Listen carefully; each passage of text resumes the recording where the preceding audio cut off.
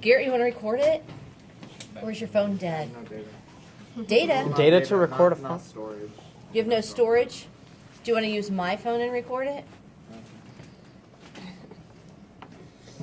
The only problem is I have that wallet case thing.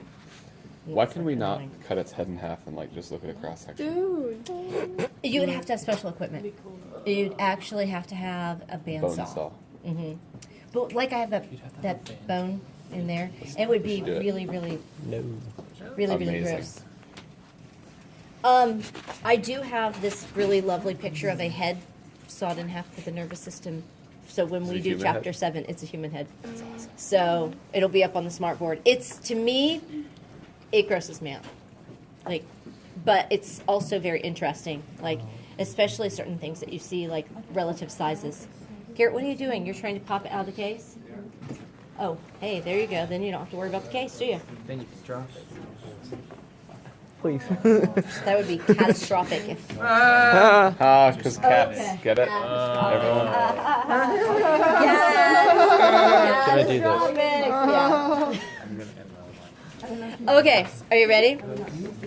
So, what is her name so we can honor our kitty? Katrina. Katrina. Katrina. Okay, so on Katrina, we see a few really, really great features. This is our best female representative, our best male representative over here. So Katrina, one of the things you can see on her is you can see her larynx really, really nicely here.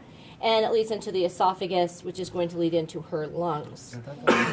So, did I just say esophagus again? What is wrong with me? All right, so, yeah, there you go. Thank you. See, what am I going to do?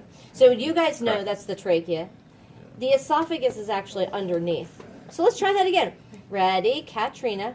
We have our larynx. We have our trachea. We have our lungs. For Katrina, underneath her is the only one that you can really see super well, the esophagus. So the esophagus is going to lead into our digestive tract, which is going to go underneath and back here, leading into the stomach. But we'll get there in just a minute.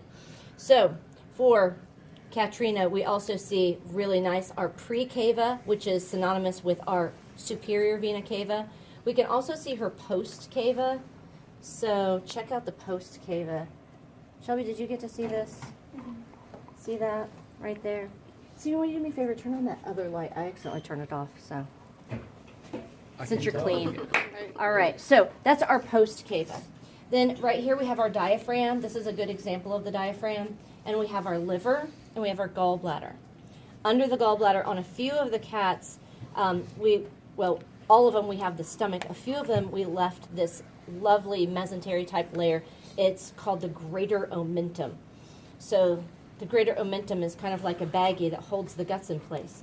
So we've got hers pushed to the side now, and we can go back up to her stomach, and where her small intestine begins, we have our pyloric sphincter, but we don't have to know that. It leads into the duodenum. The duodenum is the very initial part of the small intestine, and then pressed between two sheets of mesentery connective type tissue, you have the pancreas.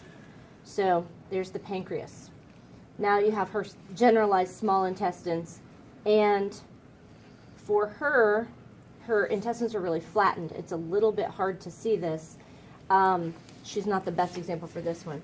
You have the very end of the small intestine, and the small intestine end is called the ileum.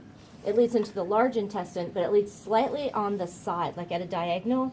So you get this thing called the cecum. The cecum is like our appendix, and it leads into the ascending or ascending colon, which is going up. Hers is a little bit short. We have a lot of them with really short ascending colons, but the ascending colon is always on the right. It's headed up, then it's going to go to the transverse colon, which is straight across, then the descending colon, which is down here and out.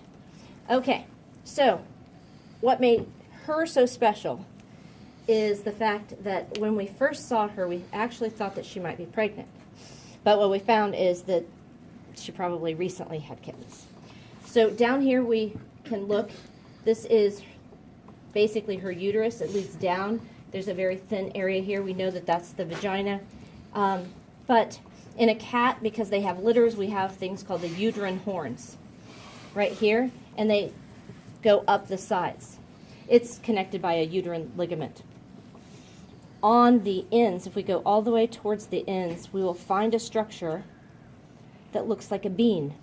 Let's try your other side.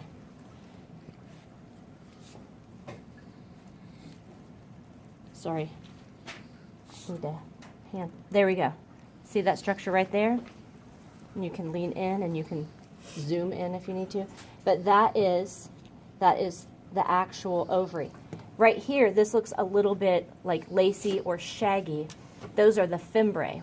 The fimbriae are little fingers. So I know I keep repeating this, but if this was a liquid-filled interior, they would be floating like a cilia. Right here, there's a real tiny part, between the actual ovary and the uterine horn, and this is basically the fallopian tube right there. It's very short in her. So these are, again, her uterine horns leading to the uterus, leading to the vagina. So those are really, really good features on her. So let's go over a couple of her muscles. Let's see if I can not flip this word. So here we have this one. You guys want to help me out with this? What is this? All right, the clavobrachialis, which I could not for the life of me say yesterday. Give me a weird warning. Okay, and then you have the pectoantibrachialis. It's the straight one across. Okay, then you have your pectoralis major, which is at the top. You can see a small triangle, and then the pectoralis minor below that. And in her, on this side, it's a little bit easier to see, the stripe muscle. It's on both sides, but it stops at the xiphoid process because it is the xiphohumeralis.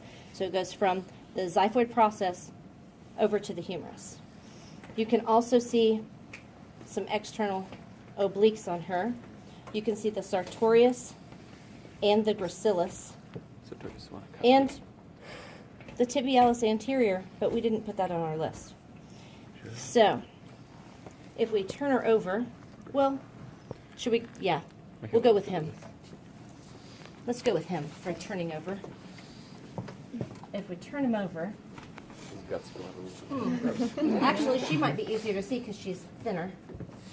You can see her trapezius, but there's more than one. This is the trapezius lateralis. If you think it's on the lateral side, that's the easy way to think of it.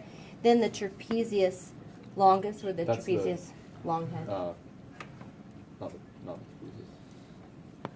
This. Oh, tricep. tricep. Oh my goodness, thank you. Yeah, what am I saying? So we have our triceps lateralis, our triceps longus. Wow, this time change has got my brain fuzzy. So then we have this is the trapezius muscle. Thank you, Adam. This is the clavotrapezius because actually the grains come around and they attach at the clavicle.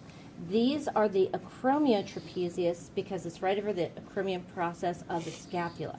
So the acromiotrapezius. Then she's a little crooked here, but you can see the spinotrapezius going down the length of the spine, and then the latissimus dorsi. So on her, you can see the biceps femoris really well, and then her tensor fasciae lata has been removed. It shows up a little bit on this one. There's a little connective tissue over here, but let's look at this one. This will be better. So there's the tensor fasciae lata. It is white. There's still connective tissue on top, but it's white. It's been actually removed, and there's another fasciae lata underneath it on this one, but it's a connective tissue. It stopped one of the videos at 5 minutes, one at 2, and then it's like, yeah, you only have 20 seconds of recording time. Okay, just stop. I can't believe you've done this. All right, so what else have we skipped? So, his boy basically- parts. His boy parts, which are the best. Yeah. All right. We are missing a couple things that we haven't talked about, but we'll talk about those with him. Even though his kidneys are not easy to see, we'll point to where they are. You guys feel okay about the kidneys? Yeah. On some of the cats, they're super distinct because we took all the fat around, but you didn't need to do that. You were concentrating on other things. Wait, do kids have deformed knees or something? Yeah, kidneys. Yeah, yes. That was a good one. Okay, so it was a good one, but it's a good one in a way. Sciencey. All right, so we have our Penis. bladder here. Not the penis yet. Then we have our urethra, and then we come down into our prostate and our bulbourethral glands here. And then the penis right at the end. So it's an internalized penis right through this. I thought the prostate was like, they felt through the butthole. It would be It's for a dude. for a human. For a human, yeah. The reason is, see right here is his rectum, Yep. and this would be laying right here. So what they do is when you feel something, scientifically they call it palpate. So you palpate to feel if it's swollen or bigger than it should be, because the thing is the urethra, it goes through the prostate. So if it swells, it keeps the urethra from being able to function properly.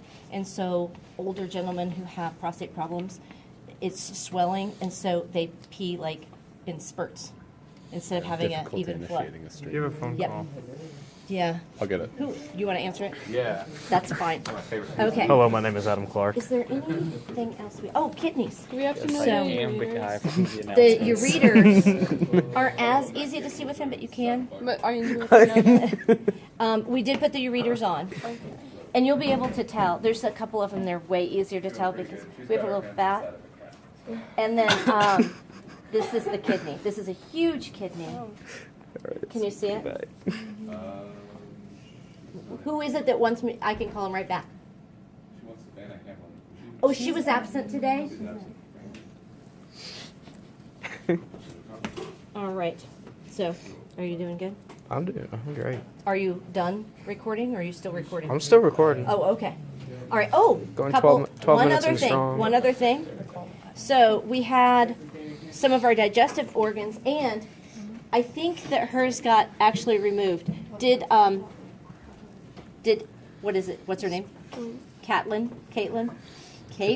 Katrina. That's it. Katrina. Yeah. Did her spleen get removed? No, No. no, it's there. Is It's it still just there. really small? Yeah, Okay. it's super- So super in small. Peter, this is Peter the cat, and this is his very enlarged spleen. Yeah, ours was like the size of the He's size of its really diaphragm. large and muscly. What I are mean, you if you doing? look at the gracilis and the sartorius on this guy, I mean, he's muscly. So, He had to be. not necessarily that he has, been unhealthy, but he's also been a very, very large cat by comparison. But if we see him every once in a while, I'll see one, and it's probably almost double that size. That's indicating it was probably really sick, because they get really, really swollen. And they do that in us, too. Everything inside it's green, so and Yeah. green's the color of sick. Yeah, green and sick. Oh. So, what is that thing in the front that I keep calling the wrong word because I'm just tired? The tricep. You do believe that I know the difference, right? I'm just tired. Number of things. Thanks. There we go. So, I appreciate it. you good? I think we've gone through everything. Is that Is it? there anything You want to else? send that to me?